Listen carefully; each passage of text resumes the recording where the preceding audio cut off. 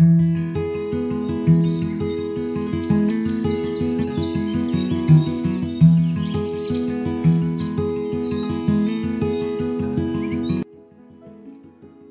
kapaglaom, maayong buntag kaninyong tanan.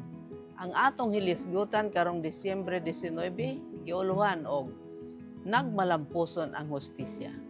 Ang atong teksto makita sa Pinadayag 20:12. Og nakita ko ang mga patay, mga dagko ug mga gagmay nga nagtindog sa atubangan sa trono, og dihay mga basahon nga gipamuklad, og dihay laing basahon nga gibuklad, nga mao ang basahon sa kinabuhi. Ug ang mga patay gipinaghukman, pinasikad sa nahisulat diha sa mga basahon, pinasikad sa ilang mga binuhatan.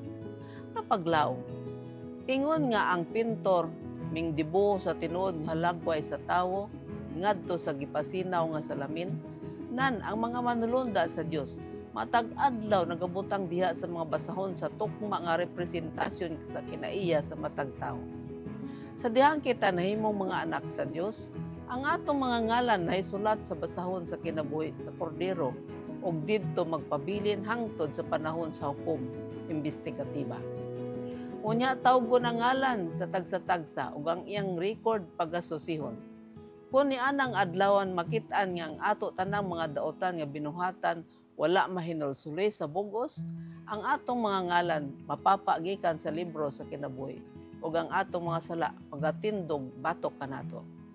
Dili ba nato masabtan ang pinakamahal nga butang sa kalibutan nga mao ang sala? Kini tungod masakripisyo ang kaputli sa tanlag, sa bilis sa pagkawala sa pag-uyon sa Dios ug sa pagbulag sa kalag gikan kaniya ug sa katapusan mawala sa langit. Daon sa katalan-awon ang makita sa dihang ang hukmanan magasugod ug ang mga basahon pag-ablihan aron sa pagpamatuod sa kaluwasan o pagkawala sa tanang mga kalag. Kini nagkinhanglan sa wala na sayop nga desisyon ni Kristo nga nagpuyo sa katawan ug naigugma sa katawan, naghatag sa iyang kinabuhi alang sa katawan aron sa paghimo sa katapusang paghatag sa mga ganti alang sa mga maunungon nga mga matarong ug silot sa mga dili maunungon ug mga dili matarong. Ang buhat sa atong kaluwasan anaa tali sa Dios ug sa atong kaugalingong mga kalag. Bisan pa nga ang tanang nasod mag-aagi sa paghukom sa iyang atubangan, sa gihapon iyang susihon ang kaso sa tagsa-tagsa sa may pingon o pagatun-an pag-ayo nga daw wala na'y laing dinalang sayuta. Ang maghuhukom sa tibok kalibutan maghatag og matarong nga desisyon. Dili siya masuhulan ug dili siya malingla. Siya nga nagbuhat sa tawo ug kaniya ang mga kalibutan ug ang tanang mga bahandi nga anaa niini. Mang matag usa adunay kalag nga pagaluwason o pagawalaon. Ang matag usa adunay naghulat nga kaso sa hukmanan sa Dios. Ang matag usa makigtagbo sa dakong maghukom nawong sa nawong. Kapaglaom, sa dihang kita nahimong mga anak sa Dios, ang atong ngalan gikahisulat na didto sa basahon sa kinabuhi sa Dios ug didto magpabilin sa panahon sa hukom imbestigatiba.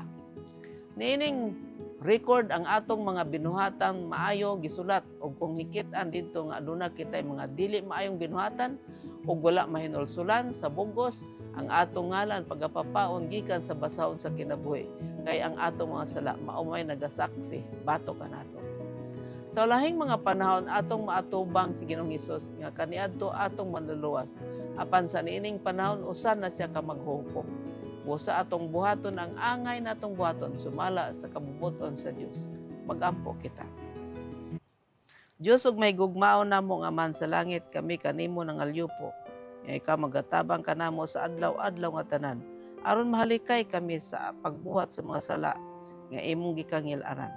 Tabangi kami nga magmatinud-anon kanimo hangtod sa panahon nga ikaw among makita sa nawong ug nawong. Salamat sa imong pagtubag sa among pag-ampo sa ngalan ni Hesus. Amen.